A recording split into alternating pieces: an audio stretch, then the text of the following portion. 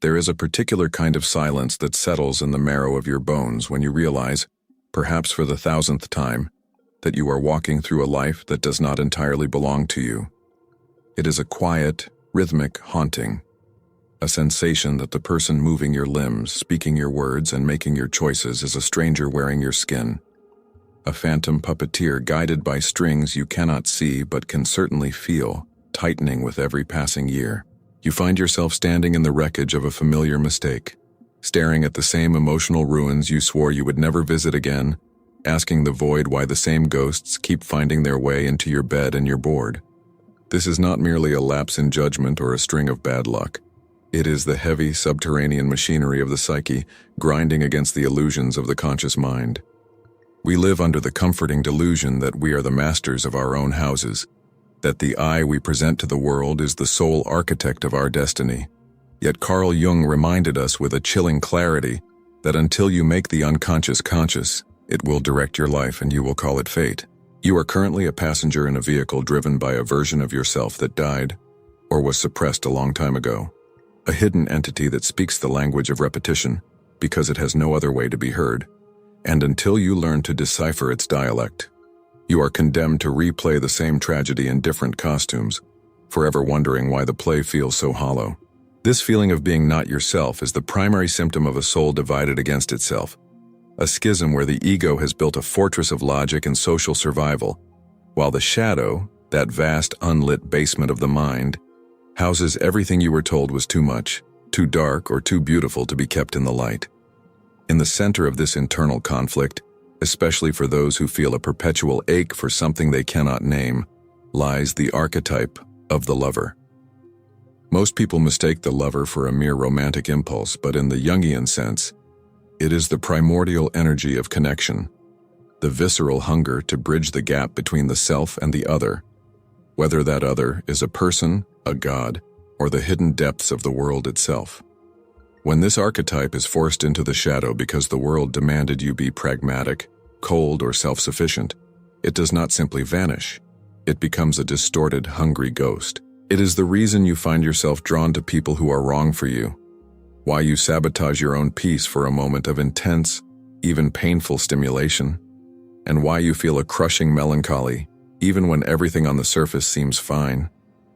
You are mourning the loss of your own capacity to feel deeply, and in that mourning, your shadow recreates the pain of loss over and over again, because to the psyche, a painful connection is better than the absolute void of numbness. Think back to the moments where you felt most possessed by a force you couldn't control, perhaps a sudden outburst of passion, a paralyzing bout of jealousy, or an inexplicable attraction to someone who mirrored your own deepest wounds. In those moments, the ego's mask slips, and the shadow steps forward to claim its due. The struggle between the ego and the shadow is the fundamental war of the human experience, a friction that creates the heat of our repetitive patterns. The ego wants to maintain a consistent, respectable narrative. It wants to believe it is good, stable, and in control. But the shadow contains the discarded pieces of the self, the raw sensuality of the lover, the capacity for destruction, the untamed creativity that the ego found too dangerous to inhabit. Because the ego refuses to look into this mirror, the shadow must project itself onto the external world. You don't see your own repressed longing. You see an irresistible person who embodies it. You don't see your own inner chaos. You see a world that is constantly conspiring to unsettle you. This projection is a divine trap, a recursive loop designed by the unconscious to force you into an encounter with your own soul. Yet most of us spend our lives trying to fix the projection rather than the projector. We try to change the partner, change the job, or move to a new city, only to find that we have brought our ghosts with us, packed neatly in the luggage of our own neuroses. The repetitive pattern is a ritual of the psyche, a desperate attempt to heal a wound that the ego refuses to acknowledge. If you find yourself repeatedly entering relationships where you are neglected, it is likely because a part of you is still trying to win the love of an internal figure who never gave it. The lover archetype, when trapped in the shadow, becomes obsessed with the unattainable because the unattainable reflects the state of your own inner world. You are unattainable to yourself. You have locked the most vibrant, feeling, and erotic parts of your nature in a dark room, and then wondered why the world feels gray. This creates a psychological vacuum that pulls in external circumstances to fill the void. But because these circumstances are born from a place of lack, they can never satisfy. You are drinking salt water to quench a thirst for the infinite. The melancholy you feel is not a malfunction. It is the protest of the lover archetype against the sterility of a life lived solely for survival or social approval. It is the weight of the unlived life pressing down on the present moment, a reminder that there is a vast subterranean ocean of emotion and meaning that you have been taught to fear or ignore. To understand why you feel like you are not yourself, you must consider the architectural complexity of the persona, the mask we wear to negotiate the demands of society. From a young age, you were conditioned to prune the garden of your personality, pulling up the weeds of intense desire, vulnerability, or unconventional thought. The lover is often the first archetype to be sacrificed on the altar of maturity. We are told to grow up, to be rational, to stop being so sensitive, and to focus on the tangible. But the lover is the part of us that finds the sacred in the mundane, that sees the world as a tapestry of interconnected beauty.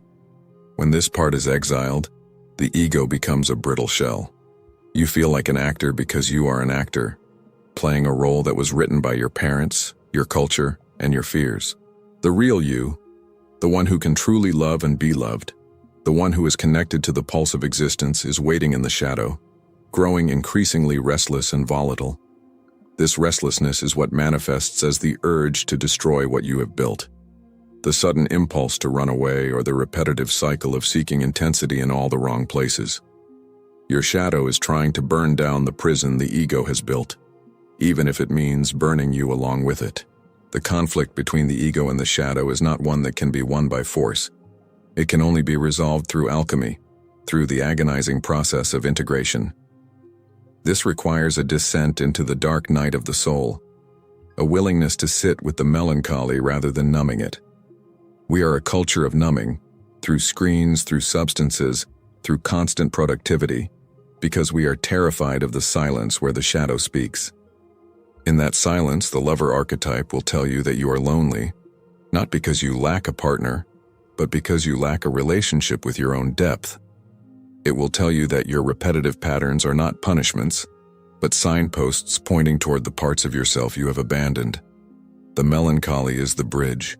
It is a slow, heavy vibration that connects the surface of your life to the depths of your ancestral memory. Jung spoke of the collective unconscious, the idea that we carry within us the archetypal experiences of all humanity. The lover in you is not just your lover, it is the echo of every poet, every mystic, and every heartbroken soul that has ever walked the earth. When you feel that deep, resonant ache, you are touching the primordial pulse of life itself, a pulse that the ego tries to domesticate, but can never truly own. Why do we return to the same toxic dynamics, the same self-sabotaging habits, the same cycles of procrastination and regret? It is because the shadow is seeking a correction that the ego is too proud to accept. Every time you repeat a pattern, the unconscious is offering you another chance to face the hidden truth. It is like a dream that recurs because its message hasn't been understood. The lover archetype, in its shadow form, seeks merger at any cost. It wants to lose itself because the weight of the isolated ego is too much to bear. This is why we become addicted to the rush of new love or the drama of conflict. It provides a temporary escape from the suffocating narrowness of our conscious identity. But this merger is a false one, a temporary high that leaves us more fragmented than before. True union, the goal of the lover, begins with the conjunctio, the sacred marriage of the internal opposites. It is the reconciliation of the light you show the world and the darkness you hide from yourself. Until this marriage occurs, you will continue to seek your missing half in the external world, forever disappointed when you realize that no human being can carry the weight of being your savior or your soul's missing piece. The feeling of being an imposter in your own life is actually a sign of psychological health, though it feels like a sickness. It means the self, the totality of who you are, is no longer satisfied with the smallness of the ego. It is a call to adventure, not into the world, but into the interior labyrinth. The repetitive patterns are the breadcrumbs leading you back to the center of the maze. Each time you fail in the same way, you are being asked to look at the common denominator, the hidden beliefs and repressed desires that are orchestrating the scene. This is a painful process because it requires the death of the idealized self. You have to admit that you are not as kind, as stable, or as evolved as you like to pretend. You have to face the immoral lover within you, the part that doesn't care about social norms or long-term safety, but only about the intensity of the experience. By acknowledging this figure, you take away its power to act behind your back. You stop being a victim of your impulses and start becoming a conscious participant in your own complexity. Melancholy in this context is the aesthetic of the soul's longing. It is the atmosphere of the lover's chamber. It is a refined sadness that recognizes the beauty in the ephemeral and the tragedy in the divine. We often flee from melancholy into depression, which is a state of stagnant, heavy darkness where no life can grow. But melancholy is fertile. It is the mood of the seeker who knows that something is missing and refuses to settle for cheap substitutes. When you feel this way, you are in the presence of the lover archetype in its most reflective form. It is asking you to look at the patterns of your life not as failures, but as an elaborate, unconscious work of art. What is the theme of your repetitions? Is it a search for protection? A quest for validation? A hidden desire for destruction? Once you see the theme, the pattern loses its hypnotic power. You begin to see the strings. You begin to understand that the not yourself you feel is actually the real yourself trying to break through the crust of your conditioning. The tragedy of the modern soul is that we have no rituals for this descent. We have no sacred spaces where we can be not ourselves safely. We are expected to be consistent, legible, and productive at all times. This forces the shadow to become more cunning, more aggressive. It breaks out in the middle of the night as anxiety. It surfaces in the middle of a conversation as a biting comment. It manifests in the body as chronic tension or fatigue. The body is the shadow's favorite canvas. If you will not listen to the whispers of the lover, the shadow will make your heart race, your stomach churn, and your skin crawl. It will make you feel like a stranger in your own home until you finally turn around and face the figure standing in the corner of your mind. This figure, though it looks like a monster, is often holding a treasure. Jung called this the golden shadow, the immense potential and beauty that we were too afraid to claim as our own. For many, the lover is the golden shadow. We are more afraid of our capacity for profound intimacy and radiant joy than we are of our darkness, because joy demands a vulnerability that the ego cannot survive. As you walk through the corridors of your daily existence, pay attention to the echoes. An echo is a repetitive pattern in time. When you hear the same argument, feel the same rejection, or encounter the same blockage, stop and ask, who is the ghost in this room? Often it is an ancestral ghost. We carry the unfulfilled desires and the unresolved traumas of our lineages. The lover archetype may be distorted in you because your mother was never allowed to be sensual, or because your father had to kill his own heart to provide. You are the laboratory where the karma of your bloodline is being worked out. This adds a layer of solemnity to your struggle. You are not just fighting for your own clarity. You are attempting to heal a thread of human experience that stretches back through the ages. The feeling of not being yourself is sometimes the feeling of being too many people, a vessel for the unfinished business of those who came before you. By integrating your shadow and reclaiming the lover, you are performing an act of ancestral liberation. The movement toward wholeness is not a straight line. It is a spiral. You will return to the same points of conflict, but hopefully, each time you return, you do so with more consciousness. The goal is not to eliminate the shadow or to reach a state of perpetual happiness. That is an ego fantasy. The goal is individuation, the process of becoming the unique, complicated, and often contradictory being you were meant to be. It is about moving from a state of being lived by the unconscious to a state of living with it. It requires a profound humility to admit that the I is not the king, but merely a diplomat in a complex court of archetypal powers. The lover, when integrated, gives you the strength to remain open in a world that wants you to close. It gives you the eyes to see the symbolic meaning behind your repetitive patterns.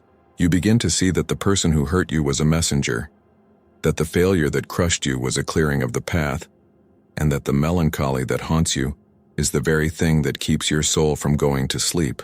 The reason you feel like you are not yourself is that you are currently a fragment pretending to be a whole. You are a single instrument trying to play a symphony. The repetitive patterns are the dissonant notes that occur when you ignore the rest of the orchestra. To find yourself, you must first get lost in the forest of your own psyche. You must be willing to let the old version of you, the one that was built on safety and masks, die a slow, conscious death. This is the melancholy of the threshold, the sadness of leaving the familiar prison for the terrifying freedom of the unknown. But on the other side of that threshold is a life that is truly yours. A life where the lover archetype is no longer a ghost haunting your relationships, but a fire warming your hearth. You will still have patterns, for we are rhythmic creatures, but they will be patterns of your own choosing, dances rather than traps. The journey toward the self is a long one, and it is marked by the shedding of skins. Each repetition you break, each shadow piece you claim, makes the mask a little thinner. Eventually, the mask becomes transparent, and the light of the self begins to shine through. You will no longer feel like a stranger in your life because you will have invited all the strangers within you to the table. You will realize that the hidden reason for your suffering was not a flaw in your character, but a call from the depths to expand your definition of who you are. The lover archetype, once feared as a source of chaos, becomes the guide that leads you back to the sacredness of the present moment. You begin to inhabit your body, your words, and your choices with a new kind of resonance. The silence in your bones changes from a haunting to a peace. You are no longer just a ghost in the machine. You are the life in the blood, the awareness in the eyes, the soul that has finally, painfully and beautifully, come home to itself. There is a profound, almost sacred patience required to sit in the wreckage of one's own repetitions without the immediate urge to fix, to mend, or to flee. This is where the true alchemical work begins, not in the dramatic resolution, but in the long, melancholic observation of the recurring flame. We often find ourselves asking why the same archetypal figures seem to populate our lives, why the betrayer, the cold authority, or the helpless victim keeps appearing in our intimate circles as if summoned by a silent incantation. These figures are not merely external people. They are the externalized actors of our internal drama, the projections of our own shadow that the ego is too fragile to embody. The lover archetype, when repressed, is particularly adept at this theater of projection. Because the lover is the archetype of attraction and repulsion, it acts as a magnet for the very traits we have exiled from our conscious identity. If you have suppressed your own wildness, you will be endlessly captivated and then eventually terrified by the wildness in another. If you have denied your own need for tenderness, you will find yourself weeping over the smallest gestures of kindness in a stranger, while remaining a stone to those closest to you. The not yourself feeling is the dissonance between the narrow role you are playing and the vast unacted potential of the lover that is screaming for expression from the wings of the stage. This internal schism creates a state of perpetual mourning. We are mourning the life we are not living, the emotions we are not feeling, and the depths we are afraid to plumb. The repetitive patterns are the funeral rites of the unlived life. Every time you repeat a self-destructive cycle, you are unconsciously laying a wreath at the grave of the person you might have been. But Jung's message was one of radical hope disguised as psychological realism. The grave is empty. The part of you that you think is dead or lost is merely dormant, waiting for the ego to become exhausted enough to stop resisting. The exhaustion you feel, that deep, soul-level fatigue that no amount of sleep can cure, is the ego's grip finally loosening. It is the blessed failure that allows the shadow to finally be integrated. When you are too tired to keep up the mask, the truth has a chance to emerge. This is why many people experience their greatest psychological breakthroughs after a period of total collapse. The repetitive pattern had to be played out until it no longer worked, until the pain of repeating it finally outweighed the fear of changing it. Consider the nature of longing, that sharp, sweet ache that is the signature of the lover archetype. In our modern world, We are taught to satisfy longing immediately through consumption or distraction. But longing is a psychological compass. It points toward the hidden reason for our existence. If you follow your longing past the surface level of physical or social desire, you will find it leads toward the shadow. You long for what you lack, and what you lack is the part of yourself you have discarded.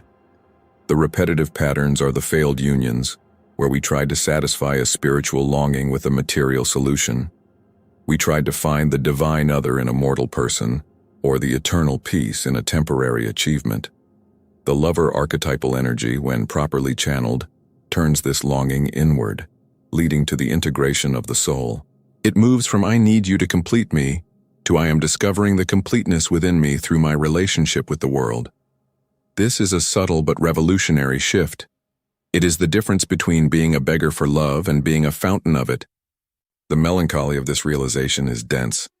It requires us to give up the fantasy of being saved by someone else.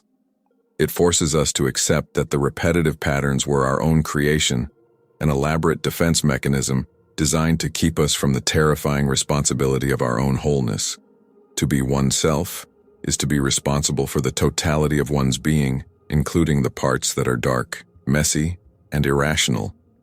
This is the burden of the lover, to love not just the beautiful and the symmetrical, but the broken and the grotesque within the self.